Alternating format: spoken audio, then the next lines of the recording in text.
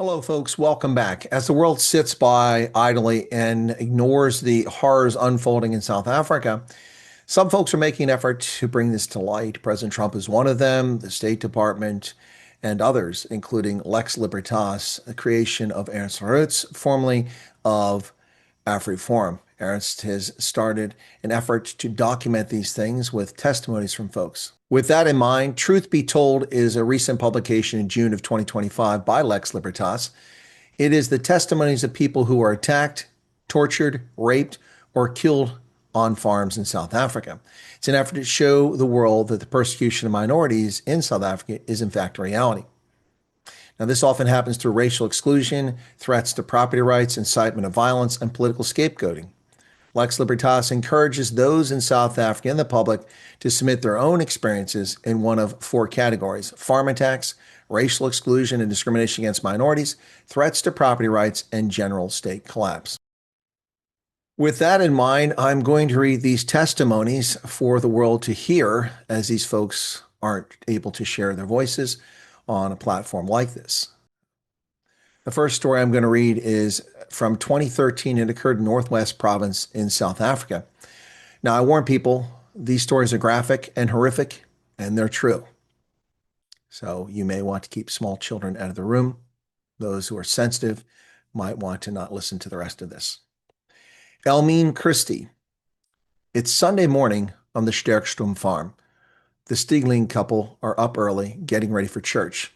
My father, Johann, quickly went to check on the cattle in the field, and my mother, Cora, was busy in the house. We're not sure what happened first. What we do know is that Mom was charged at and hit with something hard. She tried to block her face, and in the process, her elbow was broken. Dad was hit in the face with an old pickaxe, so hard that his nose was broken and his skull was cracked. We suspect my dad stumbled backward and fell down the steps outside. There, they kicked him and hit him repeatedly. The evidence was visible in the blood stain on the grass. After my mother fell, she was dragged to her bedroom. Attacker one tied her hands in front of her and ordered her to lie on her stomach on the bed, shouting in Afrikaans that she should shut up. My parents weren't rich. They were honest, hard-working farmers who struggled to make ends meet and gave their best for their three daughters. This nightmare is not easy to tell. My mother shared some of the details and others we had to hear in court. While my mother was lying on the bed, they kept hitting and kicking her, asking where the money was and where the key to the safe was.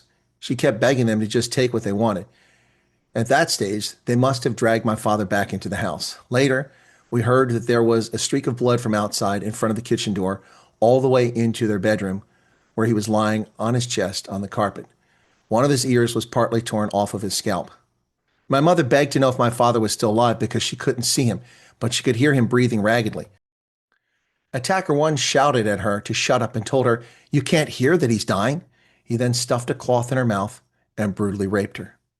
While my mother could hear my father's breathing grow fainter until he was silent. Later, my mother said that she just wanted to get to my father to help him. That was all she was focused on as she was raped. She could then hear them moving around the house. When she could no longer hear them, she cut her hands free with a knife. She found Dad in a pool of blood, and he was no longer breathing. She then called for help on a two-way radio, but wasn't sure if anyone would hear since it was Sunday morning and most people would be at church. The landline was dead, and both of their cell phones had been stolen. She then grabbed the keys to my dad's bakkie, and with her broken arm and mangled body, drove to the nearest neighboring farm to call for help. The neighbors she drove to were home. One of them was a retired detective who immediately rushed to our farm. He cordoned off the area until the police arrived to collect evidence from the scene. Ventersdorp police and detectives provide excellent service, documenting evidence and taking detailed photos. Within hours, one attacker was arrested, thanks to the cooperation of farmers, workers, and police in the area. 3 days later, attacker two was also arrested. My mother attended my father's funeral the day after she was discharged from the hospital in a wheelchair. She was still too weak to stand for long periods. Our entire family's life changed in just a few minutes. These emotional wounds do not heal. The attack was cruelty-driven and hate-fueled. It is disturbing that my mother was later able to identify the two perpetrators. They were temporary workers on the farm who had grown up in the area. The whole court process was another painful few months we had to endure. But at least the judge was merciless. The forensic evidence was thorough, and both perpetrators were sentenced to 2 consecutive life sentences. I will not mention the names because, to me, they are just two demons who stole my parents' lives.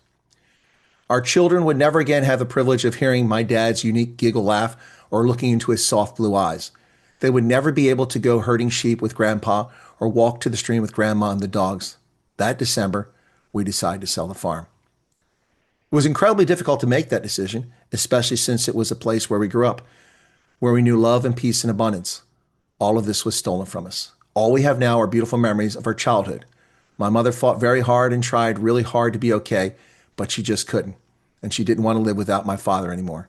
She kept withering away and locking herself away somewhere in her mind. We all kept giving love, and we all wished she could get better again and be mother and grandmother we knew. On March 2nd, 2025, she passed away alone in her bed in her sleep. I promised myself that as long as I breathe, I will continue to talk about farm murders. Those who don't believe it must wake up and face the truth. This is a reality. Is this what a farmer's life is worth in South Africa? A few rand, 2 cell phones, a pistol, and a hunting rifle? The truth must come out. Enough is enough. God doesn't sleep. Genoeg is genoeg. In fact, enough is enough. Folks, this stuff isn't made up. It's not fiction. It's real. This is racial hatred driven by political elites, and it leads to horrific circumstances, raping this woman and brutally murdering her husband and destroying her life. She lived 12 more years, but did she really live?